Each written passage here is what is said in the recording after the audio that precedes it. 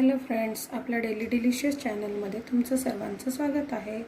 आज मी तुमच्यासाठी एक नवीन रेसिपी घेऊन आलेली आहे। रेसिपी नवीन नाही, ॲक्च्युली पारंपरिक रेसिपी आहे।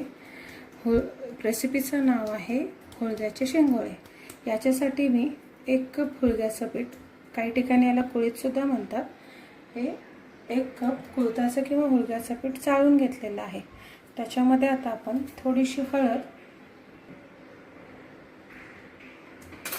आणि चवीनुसार मीठ टाकून घेणार आहोत।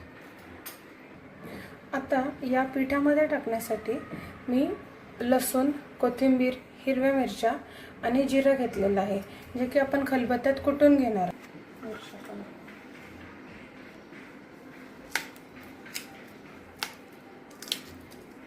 खलबत्त्यामध्ये मी लसूण, मिरचीचे तुकडे करून आणि जिरं, कोथिंबीर घालून घेणार आहे।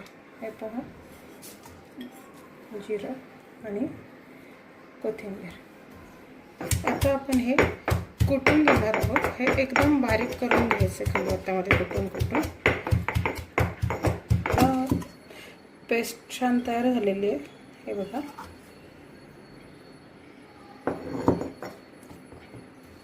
आता आपण हे हुळग्याच्या पिठात मिक्स करून घेणार आहोत।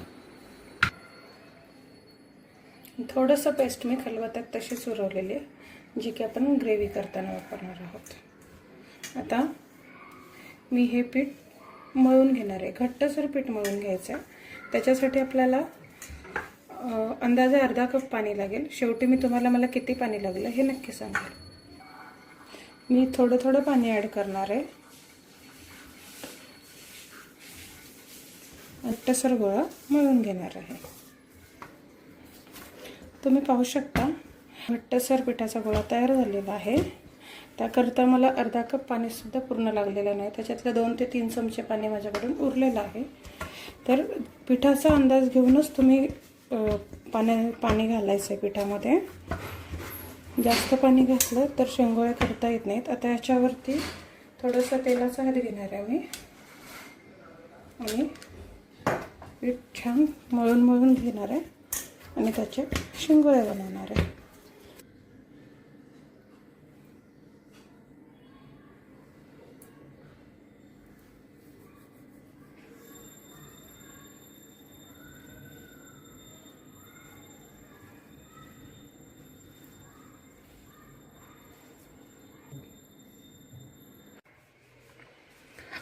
ज्यांना हातावर शेंगोळे वळता येत नाहीत ना, त्यांनी पाटा किंवा पोळपाट किंवा चॉपिंग बोर्डवर या पद्धतीने जरी पिठाचे शेंगोळे तयार केले तरी छान होतात। शेंगोळे तयार करणं हे खरं तर एक कसबच आहे। तर तुम्ही नक्की मला सांगा कसं झालेलं आहे। हे पहा, आपले शेंगोळे असे दिसतात। हे पहा, 1 कप पिठामध्ये एवढे शेंगोळे बनून तयार आहेत। 2 ते 3 माणसांसाठी हे भरपूर होतात। गॅसवर मी 3 ग्लास पाणी भांड्यामध्ये उकळत ठेवलेलं आहे। पाण्याला उकळी येते तोपर्यंत आपण पुढची तयारी करूया। पण थोडंसं वाटण उरवलेलं होतं, त्याच्यामध्येच आता मी हाताने अगदी मुठभर शेंगदाणे घालणार आहे आणि ते कुटून घेणार आहे याच्यामध्येच।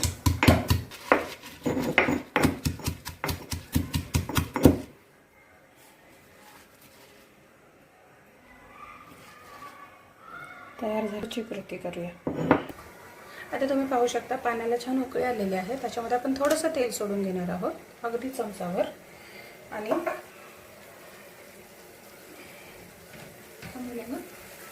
तयार केलेले एक शेंगोळे आपण याच्यामध्ये सोडणार आहोत।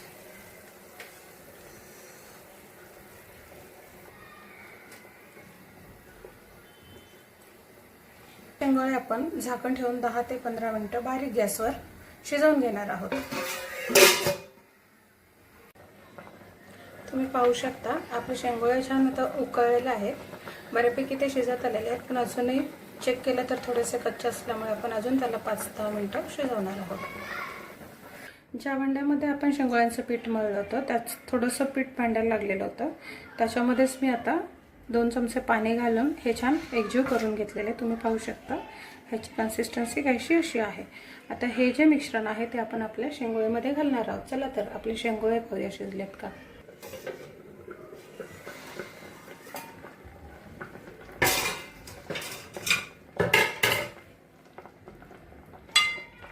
शेंगोळी छान शिजलेली आहे.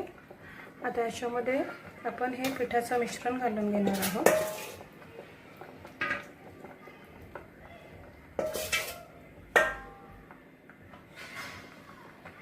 याच्याने ग्रेव्हीला छान दाटसरपणा येईल.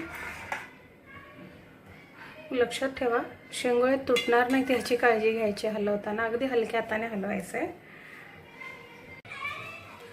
त्याचसोबत आपण खलबत्त्यात कुटलेलं हे वाटण पण घालून घेणार आहोत. आता आपली शेंगोळी तयार झालेली आहे. त्याला आपण वरतून तडका देणार आहोत. दुसऱ्या गॅसवर तेल गरम करून घेऊया.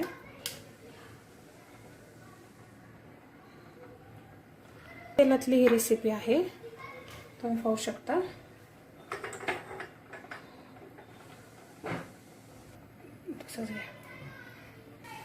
तेल छान गरम झालंय. त्याच्यामध्ये चिमूटभर हिंग घालून घेतलंय. थोडासा लसूण,